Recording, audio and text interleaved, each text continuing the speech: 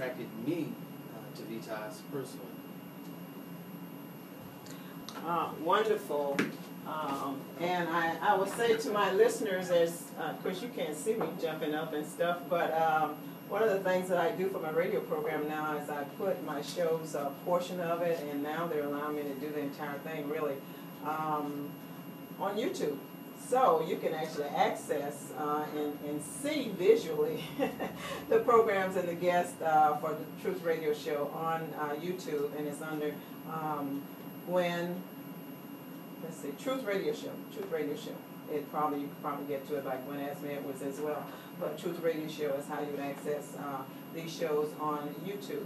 And you had mentioned to me, Pastor, that Pastor Long, since we have two pastors here, you had mentioned to me that there are actually in this area five. There are 5 hospice providers in this community. There is VITAS. There is Hospice of Volusia Flag, which is associated with Halifax Hospital. There's Odyssey, there's the Haven, and then there's the hospice associated with the Florida Hospital. And one of the things that makes Florida as a state different from many other places is that Florida does not just allow anybody to come in and start a hospice. You have to statistically show the government that there's a need. And so what VITAS does in particular is that we are concentrating on bringing hospice care, hospice services to traditionally underserved communities. The African American community, the Hispanic community, the Asian American community, those who are suffering from HIV and AIDS, the homeless community, communities that are traditionally underserved by health care, and saying that we are very intentionally going out and educating that segment of our community and informing them that they too have access to these benefits.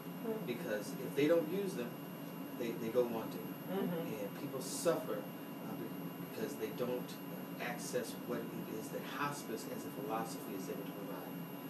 And one of the things, the biggest thing about hospice is we provide comfort care. You know, rumors are that, you go to hospice, you die quickly. Well, one of the reasons you die quickly is because you come late. And so what we want to do is be able to educate people to know the signs, the symptoms, and the timing about when a loved one may be hospice appropriate, so they can begin to receive the services that hospice VITAS provides early on, as soon as they're eligible. And some studies have shown that if you take 2 groups of people suffering from the same kinds of condition, and one group says, give me all the medical technology has to offer, and the other group that says, I want hospice care, palliative care, comfort care, the group that receives the hospice care lives longer. Because you've reconciled yourself to the fact that you're going to die. And when you come on as a hospice patient, we treat the symptoms, we reduce the pain, we address the symptoms that you're experiencing. A person who previously was not eating because it hurt, well, maybe it doesn't hurt now. Well, maybe I will eat. I mean, they do get stronger. They do live longer. They're able to concentrate on reconciling family members and saying things to people that they wanted to say but haven't, or maybe just enjoying life. Because when one becomes a hospice patient, all of the medical, the medicines and the equipment that are associated with your diagnosis become paid for. So whereas before you were running to the doctor to get your medicines and have to pay a copay, well, if you're a hospice patient, hospice pays for that. We pay for the medical equipment, the hospital bed, the porta potty, the wheelchair, the walker. Nurses come to your home. The doctor comes to your home. Home health aides come to your home. Certified nursing assistants come to your home, so that you're able to stay in your home and enjoy every day that God has given you to the highest quality that's possible. However, should you need to go into a facility, VITAS has contract beds with facilities in our community, so that if you have to go to some place that requires around-the-clock care, that can be provided also. And one of the things you asked earlier about that makes VITAS distinctive from, we believe, other hospice providers, not only just here in this community but across the nation, is that we provide what we call comfort care and continuous care. And what continuous care is that when death is imminent, because there are certain signs and symptoms the professionals are able to see that determines that life out to lead the person. We, as a company, have a philosophy that no one should die alone. And we will put someone in your home 24 hours a day to be there, to make sure that you are comforted, that you're cared for, and we'll handle the medical side of it so that your family can be there with you and just be family and enjoy the last moments together as a family. And we want to ensure, again, as a company, that no one dies alone. One of the things, just to emphasize it for a lot of people, is that you take care of and you have outreach people that are paid like yourself to actually go out in the community and to really try to make the contact with those underserved populations, which is not to say that the other hospice don't provide the service or turn anybody away, but you're saying that for whatever reason, those underserved, those that are in underserved populations really either don't know or they want to stay in the home and they figure that you got to go somewhere else or whatever else. For whatever reason, they just don't know that there is this other alternative. And you have that, but we also understand that there's mistrust. Mm-hmm. There's mistrust of the medical profession. There's mistrust of doctors in certain segments of our community. And we're out there to let people know and to be honest with people. We understand that you have those concerns. We understand that you have those fears.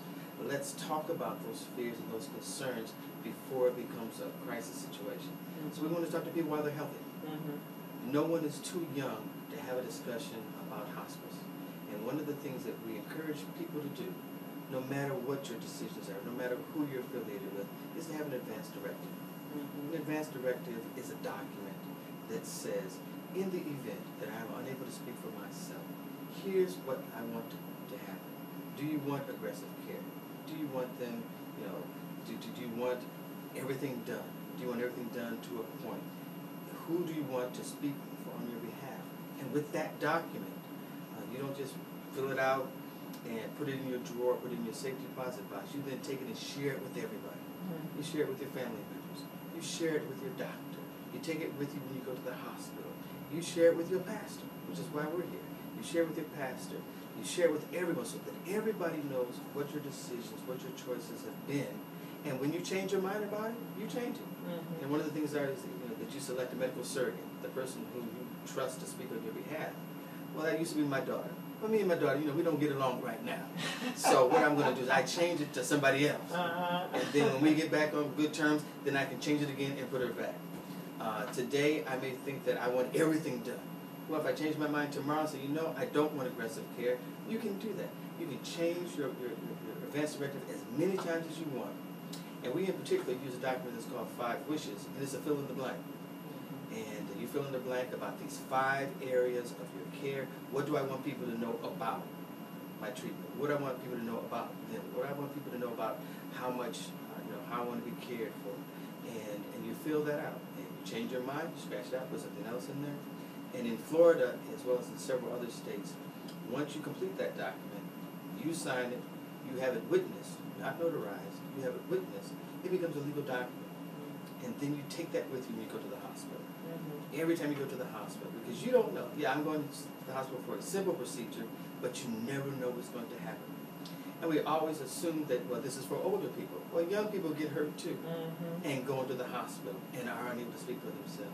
And that's what I'm saying. You're never too young to have given this some thought, and to do it in a time when you're not pressured, right, where you've had time to think about it, and so that it reflects truly what your decisions and your desires are. I know that I was happy that, actually, my dad, when he passed, he didn't have one.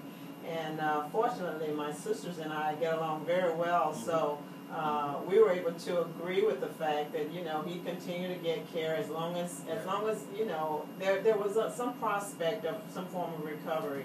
And at a certain point, though, they got us together. By that time, it was just my younger sister and myself. And we were there, and they said, his systems were starting to fail. Body functions were were just going. And at that point, and it was in both cases, it was my younger sister who had the most difficult time just dealing with it.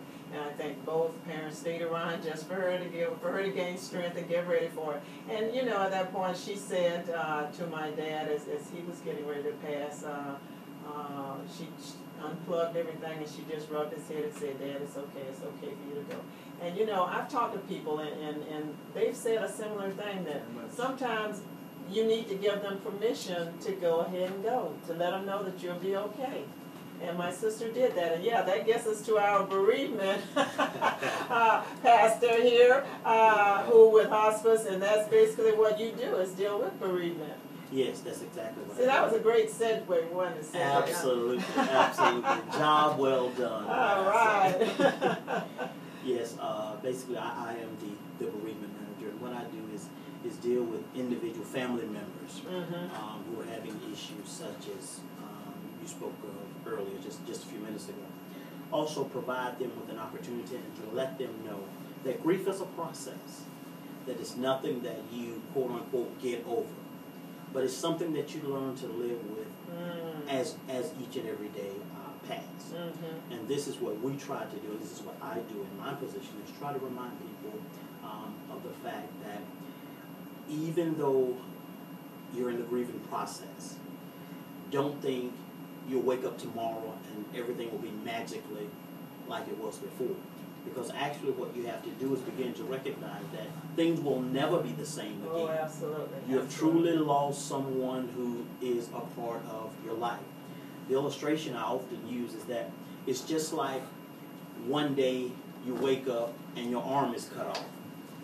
Well, you have to then learn how to live life with just one arm. And the moment that it's cut off, you don't instantly know how to automatically use one arm, but through the process of learning and going through the necessary steps and through time, you learn how to cope very well. And that's the way grief is that you don't automatically wake up one day and there's no more pain, no crying, no issues, no problems. Because I have learned that in dealing with people, that so often people say things that try to help us, but they really don't. And one of the worst things I think you can say to an individual is to say, "You'll get over it." Right. Because then they're walking around or get over it. Right, or get over it. Right. And the sad part about it is these are some of our friends sometimes who will say, "Get over it." Our family members too. It's been a week, it's been a month, it's been 6 months. Are you still crying, and things of that nature? And not giving people an opportunity to grieve as they choose to. And this is what I do in establishment of groups and connecting even with people one-on-one at times. To give them an opportunity just to have a listening ear rather than keeping things bottled up on the inside.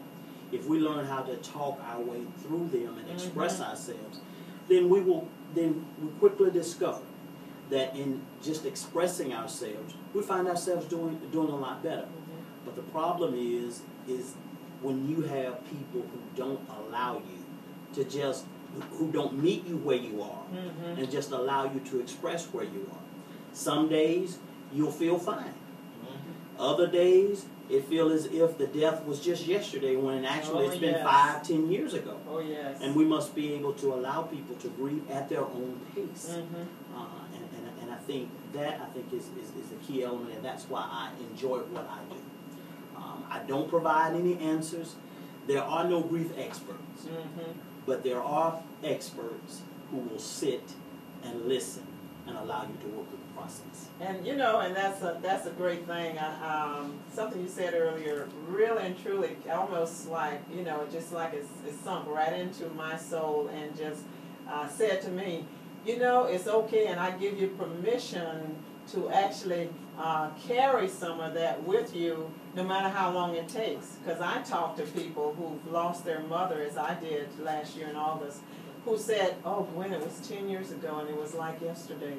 Oh, God, I mean, and she says, there are times, you know, and these are women, of course, who will say there are times when I can, like, hear my mother speak, and I look around, she's not there, and I start to weep. or, you know, something about something that she used to wear they might see, or something she gave them. Right. Yes, and you know, and then all of a sudden it just hits you that she's gone, she's gone. And you know, I deal with that, and it's been like a little over a year now, and to hear from other women who've lost their